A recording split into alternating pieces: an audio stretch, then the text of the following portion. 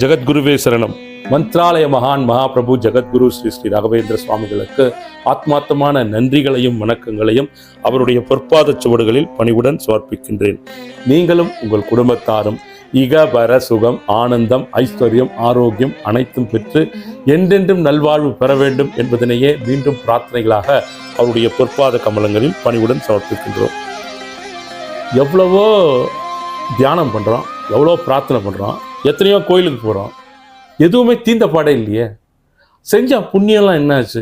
எத்தனை பேருக்கு நல்லது பண்ணியிருப்போம், நாம் தெரிஞ்சோ தெரியாமல கூட பண்ணியிருப்போம். எத்தனையோ பேருக்கு கேட்டவங்களுக்கெல்லாம் உதவி பண்ணியிருக்கோம், முடிஞ்ச உதவி பண்ணியிருக்கோம். எத்தனையோ கோயிலுக்கு போகிறோம், ஒரு வாரமும் தவறாமல் திங்கள், செவ்வாய், புதன், வியாழன், வெள்ளி, சனி ஒவ்வொரு நாளும் கோயிலுக்கு போகிறோமோ இல்லையோ அந்தந்த தெய்வங்களை தவறாமல் பிரார்த்தனை பண்ணுறோம். யாருன்னா என்கிட்ட சொல்லி அந்த கோயிலுக்கு போங்க அது சரியா போயிடும், இந்த கோயிலுக்கு போங்க இது சரியா போயிடும் யாருன்னா சொன்னாங்கன்னா அதையும் கேட்டு அந்த கோயிலுக்கு போகிறோம், சுற்றி வரோம், கீழே விழுந்து கும்பிட்றோம், என்னென்னமோ பண்ணுறோம். ஆனால் புண்ணியம் செய்கிற புண்ணியம்லாம் எங்கே போச்சுன்னே தெரியலையே. ஏன் புண்ணியம் சேர மாட்டேறது, நல்லது நடக்க மாட்டேங்குது, பணம் வருது போயிடுது, கல்யாணம் நடக்க மாட்டேங்குது, நோய் அப்படியே இருக்குது, படிப்பு வரல, வேலை இல்லை, வியாபாரம் படுத்துருக்குது, ஒரு ஸ்டேபிளான லைஃபே இல்லை. ஏறுது இறங்குது, ஏறுது இறங்குது. இதில் வேற மனக்குழப்பம் வேற. தேவையில்லாத வேலையெல்லாம் போயிட்டு தேவையில்லாத ஆளுங்கிட்ட தேவையில்லாத பேச்சை வாங்கி கெட்ட பேரை வாங்கி இதெல்லாம் ஏன் சார் நடக்குது, ஏமா நடக்குது அப்படின்னு சொல்லிட்டு நமக்கு ஒரு டவுட் வரும்ல. நம்மளும் ஒரு 1000 எவ்வளோ பிரார்த்தனை பண்ணுறோம், என்னதான் பிரார்த்தனை பண்ணால் கூட எதுவுமே நிலைக்க மாட்டேங்குது, ஐயா வரமாட்டேங்குது அப்படின்னு சொல்லிட்டு அதுக்கு ஒரு காரணம் இருக்குங்க. நிச்சயமா குருராஜர் அவருடைய கருணையும் அருளையும் ஆசிகளையும் தொடர்ந்து அவரை பிரார்த்திப்பவர்களுக்கு கொடுத்துட்டு தான் இருக்காரு, கொடுக்காமலாம் கிடையாது. அவர் கொடுக்கறதுனால தான் இந்த அளவுலலாம் இருக்கிறோம். இது நிஜம். நான் சொல்றது உண்மை. எக்ஸாக்டா அவங்களுடைய குருராஜரை வணங்கக்கூடிய ஒருவர் எக்ஸாக்டா அவங்க ஜாதக கட்டத்தை எடுத்து ஒரு கை தேர்ந்த ஜோதிடர்கிட்ட போய் பார்த்தாங்கன்னா அவர் எத்தனை விதமான இன்னல்களில் இருந்து அவருக்கு தெரியாமலேயே அவர் காப்பாற்றப்பட்டிருக்கிறார் என்பது ரொம்ப நிதானமா உணர்ந்து பார்த்தால்தான் தெரியும். ஒருத்தர் இருந்தார், அவர் ரொம்ப ஆன்மீகவாதி. அவர் பேரை கைலாசநாதன் அப்படின்னு சொல்லிட்டு பேர். எல்லா கோயிலுக்கும் போவாருங்க. ஆனால் போனால் கூட அவருடைய வாழ்க்கையில் கஷ்டம், இன்பம், துன்பம் எல்லாம் மாறி மாறி வந்துட்டே இருக்கு, எதுவும் நிலையாகவே இல்லை. அப்படி ஒரு நாள் அவர் கோயிலுக்கு போகும்போது ஒரு குருஜி அங்கே உட்காந்துருக்காரு அப்படின்னு சொல்லிட்டு யாரோ சொல்கிறாங்க. அந்த குரு வெளிநாட்டுக்கெல்லாம் போயிட்டு வந்திருக்காராம், பல வெளியூருக்கு போயிருக்காராம், கடல் கடந்து பல தேசங்களுக்கு போயிருக்காரு, எல்லா கோயிலும் தரிசனம் பண்ணிட்டு நம்ம கோயிலில் இங்கே உட்காந்துருக்காரு, அவர்கிட்ட போய் ஆசீர்வாதம் வாங்கினா எதிர்காலம் ரொம்ப சுபிக்ஷமாக இருக்கும் அப்படின்னு சொல்லிட்டு அந்த கோயிலில் இருக்கக்கூடிய பக்தர்கள் பேசிட்டு இருக்காங்க. இதை நம்ம கைலாசநாதன் அதை கேட்டுடுறார். கேட்டுட்டு நேராக அந்த குருஜிக்கிட்ட போகிறார். குருஜிக்கிட்ட ஒரு பெரிய வணக்கம் போடுறார். போட்ட உடனே குருஜி எனக்கு உங்களுடைய ஆசீர்வாதம் வேணும் அப்படின்னு சொல்றாரு. நிச்சயமாக என்னுடைய ஆசீர்கள் உனக்கு எப்பவுமே உண்டு, உனக்கு என்ன வேணும் அப்படின்னு கேட்குறாரு. இல்லை குருஜி, எவ்வளோ நான் கஷ்டப்படுறேன், எவ்வளோ உழைக்கிறேன், எவ்வளோ புண்ணிய காரியங்கள் பண்ணுறேன், தர்ம காரியங்கள் பண்ணுறேன், எவ்வளோ பூஜைகள் பண்ணுறேன், ஆனால் எது என்ன பண்ணாலும் எனக்கு நடக்கிற விஷயங்கள்லாம் பார்த்தீங்கன்னா ஒரு மாதிரி தோல்வி முகமாகவே இருக்குது. வெற்றி கிட்ட வரா மாதிரி தெரியுது, அதை போய் தொடர நேரத்தில் அது அந்த இடத்துல இருந்து மறைஞ்சு போகுது. வெற்றி உராசிட்டே போகிறேன், ஆனால் வெற்றி கிடைக்க மாட்டேங்குது. உடல் நோய் ஆகட்டும் பாருங்க, வயசாகி போச்சு, இதுக்கப்புறம் உடல் நோய் ஒன்று ஒன்றா எட்டி பார்க்குது. வீட்டில் கல்யாணம் பண்ணணும், கல்யாணமும் நடக்க மாட்டேங்குது. தொழிலும் சரியா அந்த அளவுக்கு சொல்கிற மாதிரி இல்லை. பண வசதியும் வருது போகுது. இது நான் எந்த இடத்துல என்ன தப்பு பண்ணேன்னு தெரியல குருஜி, நீங்கள் தான் எனக்கு என்ன செய்யணுங்கிறத நீங்கள் சொல்லணும் அப்படின்னு சொல்லிட்டு கைலாசநாதன் குருஜியிடம் கேட்கிறார்.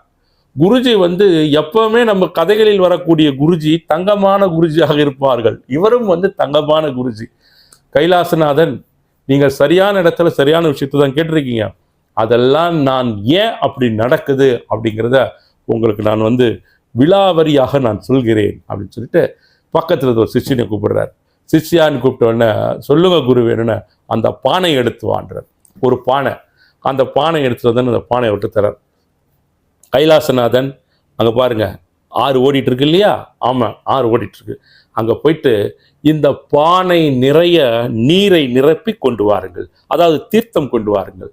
ஓ, அதை எடுத்துன்னு வந்தால் அதுலேருந்து ஏதாவது எனக்கு விடிவு காலம் பிறக்குமா சாமி அப்படின்னு கேட்குறாரு கைலாசநாதன். நீங்கள் போய் கொண்டு வாங்க அப்படின்னு சொல்கிறார். கைலாசநாதன் என்ன பண்ணுறாரு, குருஜி கிட்ட இருந்து குஷியாக அந்த பானையை பெற்றுக்கொண்டு நேராக ஆற்றுக்கு போகிறார். ஆற்றுக்கு போனவர், அப்பாடி இன்னையோட நமக்கு பிரச்சனைலாம் தீர்ந்தது. இத்தனை வருஷம் பொறுத்தாவது ஒரு நல்ல குருஜியை பார்த்தோமே, ஊரெல்லாம் பார்த்த குருஜி எந்த குருஜியும் வந்து ஒழுங்காவே இல்லை, சுயநலமா இருக்காங்க எல்லாரும். ஏதோ இவர் நமக்காக இப்போதான் பார்த்தோம், நமக்காக ஒரு பானையை கொடுத்து போயிட்டு தண்ணி எடுத்துட்டான்னு சொல்லியிருக்காரு. ரொம்ப சந்தோஷம் பகவானே உன்னை தரிசனம் பண்ணதுக்குன்னு சொல்லிட்டு ரொம்ப நன்றியை சொல்லிட்டு நேராக என்ன பண்ணுறாரு, போயிட்டு அந்த ஆற்றுல அந்த பானையை முக்குகிறார், மூழ்க அடிக்கிறார். மூழ்க அடித்து தண்ணி அப்படியே எடுக்கிறார். எடுத்துட்டு அப்படி மேலே வராரு. அந்த பானைக்கு கீழே ஓட்டைகள் இருக்கிறது, 2-3 ஓட்டைங்க. அந்த ஓட்டைகள் வழியாக தண்ணீர் சிந்திக்கொண்டே வருது. அவர் கரை ஏறி கொஞ்ச தூரம் வர்றதுக்கு முன்னாடி பார்த்தா அந்த பானையில் இருக்கக்கூடிய அந்த தண்ணீர் முழுவதுமாக காலி ஆயிடுது. என்னடா இது, கீழே ஓட்டையா இருக்க, சரி எப்படி எடுத்து நம்ம அங்கே போயிடலாம், ட்ரை பண்ணலாம் அப்படின்னு சொல்லிட்டு கைலாசநாதன் நேராக மறுபடியும் அந்த ஆற்றுல இறங்குறார். இறங்கி என்ன பண்றாரு, தண்ணி அள்ளுறாரு. தண்ணி அள்ளிட்டு கொஞ்ச தூரம் வர்றாரு. கொஞ்ச தூரம் கூட போல, அதுக்குள்ளே தண்ணி மொத்தமாக காலியாகி அந்த பானை வந்து எம்டி ஆகி போகுது. சரி இன்னும் ஒரு முறை ட்ரை பண்ணலாம் அப்படின்னு சொல்லிட்டு மறுபடியும் கைலாசநாதன் உள்ள இறங்குறாரு. பானையை முக்குகிறார், தண்ணீர் நிரப்புகிறார், எடுக்கிறார். இனி வேகமாக போனோம் அப்படின்னு சொல்லிட்டு வேகமாக நகர்ந்து செல்லும் போது ஒரு 5 அடிக்கு அப்புறமா அந்த பானை முழுவதுமாக காலி அடிக்குது, தீர்ந்து போகுது. காலி ஆயிட்டோடனே அவர் என்ன பண்றதுன்னு தெரியல. என்னடா தலைவலியா போச்சு, ஏதாவது ஒரு விடிவு காலம் வந்து உருப்படுவான்னு பார்த்தா இந்த ஓட்ட பானையை கொடுத்து இந்த குருஜி தண்ணி எடுத்துட்டு வந்தா எவன் எடுத்துட்டு போவான், இதை அடக்கி கொடுத்து கூட வழி இல்லை. சரி நமக்கு எதுக்கு வம்பு, நேரம் சாமியார்கிட்டே போய் சொல்லலாம்னு சொல்லிட்டு காலி பானையுடன் சோகமாக நம்முடைய கைலாசநாதன் குருஜி கிட்ட வரார். குருஜி யாருக்கும் ஆசீர்வாதம் பண்ணிட்டு இருக்காரு. குருஜிங்களும் ஆசீர்வாதம் பண்ணிகிட்டே இருப்பாங்க இல்லையா வர பக்தர்களுக்கு, அந்த மாதிரி இவரும் ஆசீர்வாதம் பண்ணிகிட்டே இருக்கார். நேராக வந்து கைலாசநாதன் வாங்க அப்படின்றார். குருஜி இதில் பானையில் தண்ணி நிரப்ப முடியல குருஜி. ஏன் என்னாச்சு அப்படின்னு கேட்குறாரு. இது கீழே 2-3 ஓட்டைகள் இருக்கு போல் தெரியுது, அந்த ஓட்டைகள் வழியாக தண்ணீர்லாம் கீழே வீணாகி சிந்திடுது எல்லாமே. நான் எடுத்துகிட்டு வரும்போது பார்த்தா காலி பானையாக தான் இருக்குது குருஜி. நான் 4-5 முறை ட்ரை பண்ணேன், வேற பானை இருந்தால் கொடுங்களேன், போய் எடுத்துகிட்டு வந்துடுறேன் அப்படின்னு கேட்குறாரு. குருஜி உடனே சிரிக்கிறார். சிரிச்சுட்டு உட்காருங்க கொஞ்ச நேரம் அப்படின்னு சொல்கிறார். கைலாசநாதன் அந்த இடத்துல உட்கார்றார். உட்கார்ந்தோடனே வந்தவங்களெல்லாம் அனுப்பிடுறார். வந்தவங்கெல்லாம் போயிடுறாங்க. போனோடனே குருஜி சொல்கிறார், கைலாசநாதன் இது என்ன பிரச்சனை உங்களுக்கு அப்படின்னு பார்த்தோம்னா, இந்த தண்ணீர் நீங்கள் நிரப்புறீங்க இல்லையா, அந்த தண்ணீர் தான் நீங்கள் செய்யக்கூடிய பக்தி, நீங்கள் செய்யக்கூடிய தர்மம், நீங்கள் செய்யக்கூடிய புண்ணியம், அதெல்லாம் தான் அந்த தண்ணீர். ஆனால் நீங்கள் சேர்க்கின்ற அந்த பக்தியின் பலன், அந்த புண்ணியம், இதெல்லாம் என்ன ஆகுதுன்னா உங்களுக்கே தெரியாமல் உங்களிடம் இருக்கக்கூடிய துர்குணங்கள் மூலமாக கோபம், பொறாமை, புறம் பேசுதல், வஞ்சகம், உங்களுக்கே தெரியாத அந்த குணங்கள் பல்வேறு சமயங்களில் வெளிப்பட்டு அவை ஓட்டைகளாக மாறி நிரம்பிய அந்த புண்ணிய பானை அந்த ஓட்டைகள் வழியாக அந்த தண்ணீர் முழுவதுமாக வீணாகி காலியாகி விடுகிறது. இதுதான் கைலாசநாதன் பிரச்சனை.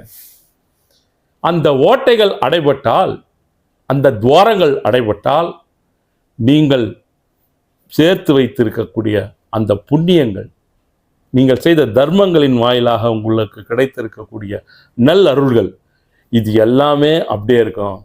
தவறுகள் அந்த இடத்துல தான் நடக்குது அப்படின்னு குருஜி சொல்றார். கைலாசநாதன் ஆச்சரியமாக இருக்கிறார். என்ன குருஜி இதெல்லாம் உண்மையா அப்படின்னு கேட்குறாரு. ஏன், இதுதான் நிஜம். இப்போ பாருங்க, இப்போ நாம் கூட குருராஜர்கிட்ட பிரார்த்தனை பண்ணுவோம், ஒரு பூஜை பண்ணுறோம்னு வச்சுக்கோங்க. சம்சாரக்ஷே சாகரே பிரதி தோஹாதி சாதுஸ்தரே சர்வாவத்திய ஜலகிரகைரணவுமே காமாதி மங்காக்குலே நானா விப்பன உதுருவமே ஸ்தோமாதி நொக்தகடே இதெல்லாம் சொல்கிறோம். யுபக்தியா குரு ராகவேந்திர சரணத் பந்தம் ஸ்மரண்யப்படே சோத்ரம் திவ்யமிதம் சதா நகிபவே தஸ்யாசுகம் கிஞ்சனா கிந்த்விஷ்டார்த சமுத்ருவே கமலா நாதா பிரசோதயாத் கீர்த்திர்திக்விதாதி விபுதி ரக்துலா சாட்சி ஹயாஷோத்ரஹி. இந்த மாதிரி குருஸ்தோத்திரம் சொல்லிடுறோம். சொல்லிட்டு வெளியில் வந்து ஃபோன் வரும். ஃபோன் எடுத்த உடனே அந்த முனையிலிருந்து பேசுபவரிடம் நீங்கள் கோபமாக உரையாடுகிறீர்கள், வஞ்சகமாக உரையாடுகிறீர்கள், தகாத வார்த்தைகளால் திட்டுகிறீர்கள், தேவையில்லாத எண்ணங்கள் மூலமாக உங்களது சிந்தனையை நிரப்புகிறீர்கள், இல்லை வீட்டில் பண்ணுறீங்க அப்படின்னா நீங்கள் அக்கணம் சம்பாதித்த அந்த புண்ணியங்கள் எல்லாம் இந்த தகாத செயல்கள், தகாத எண்ணங்கள், தகாத புத்திகள் மூலமாக அந்த ஓட்டைகள், அந்த துவாரங்கள் வழியாக வெளியே சென்று விடுகிறது. பேங்க் பேலன்ஸ் எம்டி ஆயிடுது. இதெல்லாம் நிஜமானா இதுதான் நிஜம். நீங்க பக்தி மூலமா, அதாவது பக்தி பண்றதை விட பக்தி மூலமாக வரக்கூடிய புண்ணியங்களை நாம் எவ்வாறு சேமித்து வைப்பது அப்படிங்கிறது தெரியணும். தேவையில்லாத விஷயத்துக்கு கோவப்படுறது, தேவையில்லாதவர்களை புறம் பேசுவது, இதெல்லாம் நம்ம பண்ண பண்ண நமக்கு கிடைக்கக்கூடிய அந்த நல் வினைகள், நல் அருள்கள் எல்லாமே இதன் மூலமாக வெளியேறிவிடுகிறது. இதை தான் அந்த குருஜி கைலாசநாதனுக்கு சொல்கிறார். அவர் என்ன சொல்கிறாருன்னா, நாம் ராகவேந்திர பக்தராக இருக்கும் பொருட்டு குருராஜரை வேண்டும் போது, அவரை வணங்கும் போது, ராயரே எனக்கு நல்ல எண்ணங்கள் கொடுங்க, நல்ல சிந்தனைகள் கொடுங்க, நல்ல புத்தியை கொடுங்க, எக்கணமும் எப்போதும் நாம் தகாத செயல்களில், தகாத காரியங்களில் எப்போதும் நாம் ஈடுபடக்கூடாது. அது புறம் பேசுவதாக இருந்தாலும் சரி, இன்னொருத்தர் நல்வாழ்வை கெடுப்பதாக ஒரு சிந்தனையாக இருந்தாலும் சரி, போட்டி பொறாமை அதிலிருந்து என்னை முழுவதுமாக விலக்கி இந்த உலகியல் காரியங்கள், உலகிய செயல்பாடுகள் அப்படிங்கிறது என்னுடைய கடமைகளாக நான் செய்து கொண்டிருக்கிறேன். அதில் முழுமையான வெற்றி எனக்கு கொடுங்க. என்னுடைய கடமை, நான் ஏற்ற பாத்திரத்தை செவ்வனே செய்வதற்குண்டான அனைத்து விதமான அருளையும் ஆசிகளையும் எனக்கு கொடுங்க. அதிலிருந்து தவறாமல் இருக்கக்கூடிய அருளை ஆசிகளை எனக்கு கொடுங்கன்னு சொல்லிட்டு நம்ம அவர்கிட்ட கேட்கணுங்க. அவர்கிட்ட கேட்கும்போது இதெல்லாம் என்ன ஆகும்னு பார்த்தீங்கன்னா, புறம் பேசுறதில்லை, மற்றவர்கள் குறை சொல்கிறதில்லை, இந்த உலகத்தில் இப்படி தாண்டா வாழணும்னு சொல்லிட்டு தேவையில்லாத வேலை செய்கிறதில்ல, தீய காரியங்களில் ஈடுபடுறதில்ல. இப்படிலாம் இருந்தீங்கன்னா உங்கள் மனம் இருக்கு இல்லையா, உங்களை சுற்றி வரக்கூடிய அந்த ஆறா இருக்குல்ல, அந்த ஆறாவினுடைய அளவு அதிகமாகும். அதனால தான் நிறைய பேர் வந்தாங்கன்னா, நீங்கள் ஆன்மீகத்தில் அதிகமாக இருக்கும் பொழுது, அந்த பக்தியில் நிறையா இருக்கும்போது, சிலர்லாம் அவங்கக்கிட்ட பேசும்போதே அவர்களுக்கு ஒரு மன நிம்மதி கிடைக்கும், அவர்களுக்கு சந்தோஷம் கிடைக்கும். இது எல்லாருக்குமே பொது. இவங்களுக்கு தான் வரணும், அவங்களுக்கு தான் வரணும் அப்படிலாம் கிடையாது. இது யாரெல்லாம் தொடர்ந்து குருராஜரை பிரார்த்தனை செய்து நெஞ்சம் நிறக்க அவரை நிரப்பி அவருடைய சிந்தனைகளையும் அவருடைய எண்ணங்களையும் நிரப்பி வைத்திருக்கிறார்களோ அவர்களுக்கு உண்டான அந்த ஆறா, தீய எண்ணங்கள் எதுவுமே இருக்கக்கூடாது. மற்றவர்களுக்கு உதவி செய்யக்கூடிய அந்த எண்ணம் இருக்கணும், இன்சொல் பேசக்கூடிய அந்த புத்தி இருக்கணும். நமக்கு எப்பவுமே தவறான செயல்பாடுகள் நம் எதிரே வந்தால் கூட அதை எட்டி உதைத்து உதாசீனப்படுத்தி நான் ஏற்றுக்கொண்டிருக்கக்கூடிய பாதை, செல்லக்கூடிய இடம் அப்படிங்கிறது வேற, இவையெல்லாம் எனக்கு ஆகாதது தகாததுன்னு சொல்லிட்டு எட்டி உதைத்து விட்டு நாம் போகக்கூடிய பாதையில் பயணத்தை மேற்கொண்டிருந்தால் உங்களுக்கு உண்டான கதவுகள் திறக்கப்படுவதோடு மட்டுமில்லாமல் உங்களை நம்பி உங்களோடு பயணம் செய்பவர்களுக்கும் நீங்கள் ஒரு மாலுமியாக இருப்பீர்கள், ஒரு கேப்டனாக இருப்பீங்க. அந்த இடத்துல நிச்சயம் நடக்குங்க. இதெல்லாம் எதன் மூலமாக நமக்கு கிடைக்கப்பெறும் அப்படின்னு பார்த்தோம்னா, பக்தியின் மூலமாக. நெற்றில் நாமம் தரித்து கொள்வதோ, இல்லை கழுத்து நிறைய மாலைகள் அணிந்து கொள்வதோ, இல்லை காவி நிறத்தில் வேட்டி அணிந்து கொள்வதோ, அது மட்டுமே உங்களுக்கு மிகப்பெரிய அருளை பெற்று தராது. அது ஒரு காரணி, அவ்வளவுதான். அது உள்ள இருக்கு பாருங்க, நம்ம சொல்லுவோம் பாருங்க, இன்ட்ரோஸ்பெக்டிவ், உள்ள இருக்கு பாருங்க. அது நல்லா இருந்ததுன்னா, அது தூய்மையாக இருந்தால் உங்களை சுற்றி அந்த ஆறான்னு சொல்லக்கூடிய அந்த பிரகாசம் உங்களை சுற்றி தோன்றும். உங்களை யாருமே நெருங்க முடியாது. உங்களுக்கு கிடைப்பவையெல்லாம் சும்மா அப்படி போனீங்கன்னா உட்கார்ந்து இருக்கக்கூடிய அந்த சார் வாங்க உட்காருங்க, அம்மா வாங்கம்மா வணக்கம்மா அப்படின்வாங்க. அது எதனாலனா அந்த உள்ஒளி பிரகாசிப்பதன் மூலம்தான் வெளியிலே அதனுடைய அந்த ஒளிர்தல் அப்படிங்கிறது நமக்கு கிடைக்கும். நிச்சயமா இதெல்லாம் 100% சாத்தியம். மகாபிரபு ஜெகத்குரு ஸ்ரீ ஸ்ரீ ராகவேந்திர சுவாமிகளுடைய அனுக்கிரகமும் ஆசிகளும் உங்களுக்கு கிடைக்க பெற்றால் நிச்சயமாக நீங்கள் நான் சொன்ன அந்த எலிஜிபிலிட்டி எல்லாமே வந்துடும். மற்றபடி வராதுங்க. நீங்கள் தான் மற்றவங்களை பார்த்து உங்களோட அளவுகோலாக வச்சுருப்பீங்க. இவர் ரொம்ப பெரிய ஆளாக இருப்பார் போல் தெரியுது, இவர் ஆன்மீகத்தில் கை தேர்ந்தார் இருப்பார் போல் தெரியுது நினைப்பீங்க. அவர்களுக்குத்தான் தெரியும் அவர்கள் எந்த அளவிலே அந்த இடத்தில் இருக்கிறார்கள், அவருடைய வாக்கு பலிதம் எந்த அளவுக்கு இருக்கிறது அப்படின்ட்டு. கடினமாக வேலை செய்வாங்க. ஒரு கரடு முரடான பாதை இருக்குன்னு வச்சுக்கோங்க. அந்த கரடு முரடான பாதையில் எப்படியும் இதில் சாலை அமைத்து விட வேண்டும், ஒரு பாலம் போடணும், அது ஒரு தண்ணி கீழே போது ஒரு பாலம் போடணும், ஒரு பிரிட்ஜ் பண்ணணும் அப்படின்னு சொல்லிட்டு ஒரு நினைக்கிறாருன்னா, அவர் கஷ்டப்பட்டு எல்லாருக்கிட்டையும் எங்கெங்கேயோ போயிட்டு அதற்குண்டான பொருளாதார உதவிகளை நாடி அதற்குண்டான உடல் உழைப்புகள் சிந்தனை எல்லாத்தையும் போட்டு அவருடைய ஆயுட்காலம் முழுவதும் அந்த பிரிட்ஜ் பண்ணுறதுக்காக செலவழிப்பார். நிச்சயமாக காலத்தை செலவழிக்கிறார், வயது போகிறது, பணம் செலவாகிறது, எல்லாம் நடக்குது. ஒரு காலகட்டத்திலே அவர் முழுவதுமாக அந்த சாலையை பணியை முடித்து விடுகிறார். மக்கள்லாம் போயிட்டு வரலாம் அப்படிங்கிற நிலைமைக்கு வருது. ஆனால் அதே சாலை கொஞ்ச நாள் பொறுத்து பார்த்தீங்கன்னா வேறு ஒருவர் எந்த சிரமப்படாமல் எந்த கஷ்டப்படாமல் அந்த இடத்துல ஒரு டோல்கேட்டை போட்டு வந்து உட்கார்ந்து பணத்தை வசூல் செய்வதற்கு மட்டும் அந்த இடத்தில் வந்து அமர்வார். அந்த இடத்தில் கிடைக்கக்கூடிய பலாபலனை மட்டும் அனுபவிக்க ஒருத்தர் அந்த இடத்தில் வருவார். அப்போ அவர் அவ்வளவு வேலை செஞ்சாருன்னா அதுதான் கர்மா, அதுதான் விதி. நீ இதை செய்ய வேண்டும், அவர் அதை செய்ய வேண்டும் அப்படின்னு சொல்லிட்டு, அப்ப நாம் ஏற்ற கடமைகள் எதுவாக இருந்தாலும் மகாபிரபு ஜெகத்குரு ஸ்ரீ ஸ்ரீ ராகவேந்திர சுவாமிகளிடம் பிரார்த்தனை செய்து எங்களுக்கு நல்ல வழிகளை கொடுக்கணும் குருராஜா அப்படின்னு கேட்டு அவர்கிட்ட சரணாகதி அடைந்து நாம் செய்யும்போது எல்லா கணமும் இன்பமயமாக இருக்கும், சந்தோஷமாக இருக்கும். ஒவ்வொரு சூழ்நிலையும் உங்களுக்கு வெற்றிகரமான சூழ்நிலையாக அமையும், மாற்றி தருவார் நிச்சயம். அதனால இனிமேல் பட்டு வந்து வருத்தப்படாதீங்க. உங்களுக்கு இருக்கக்கூடிய அந்த துர்குணங்கள்லாம் என்னென்ன இருக்கு அவையெல்லாம் ஒவ்வொரு துவாரமாக நினைத்து அவையெல்லாம் குருராஜர் அப்படிங்கிற அந்த மிருத்திகையால் அதை வந்து அடைக்க முயற்சி செய்யுங்கள். அதை நாம் அடைக்கப்படும் போது நிச்சயமாக நமக்கு தேவையான அருள் ஆசிகள் எல்லாம் அப்படியே நிரம்பியிருக்கும். உங்களுக்கு தேவையானது, உங்கள் குடும்பத்தாருக்கு தேவையானது எல்லாமே அது அருள், ஆசி, ஆரோக்கியம், ஐஸ்வர்யம் எதுவாக இருந்தாலும் நிச்சயம் கிடைக்கும். குருராஜர் அதனை கொடுத்து விடுவார். இவ்வளவுதான் புயல், இவ்வளவு நாள் இந்த மாதிரிலாம் சூழல்கள் எல்லாம் இருந்தால் கூட இதிலிருந்து உங்களை கடை தேற்றி வருகிறாரே குருராஜர், அதுவே எவ்வளோ பெரிய விஷயம். நிச்சயம் மகாபிரபுவின் அருளை பெறுவதற்கு நிச்சயம் அவரை தொடர்ந்து பிரார்த்திப்போம், அவர்கிட்ட கேட்போம். எங்களுக்கு இருக்கக்கூடிய துர்குணங்களை அகற்ற வேண்டும், நல்ல எண்ணங்களை கொடுக்க வேண்டும் சுவாமின்னு சொல்லிட்டு அவர்கிட்ட கேட்போம். நிச்சயம் அருள்வார். அடுத்த பதில் சந்திப்போம். நன்றி, வணக்கம். ஜெகத்குருவே சரணம். திருமுடி தாமரை ராகவேந்திரா ராகவேந்திரா.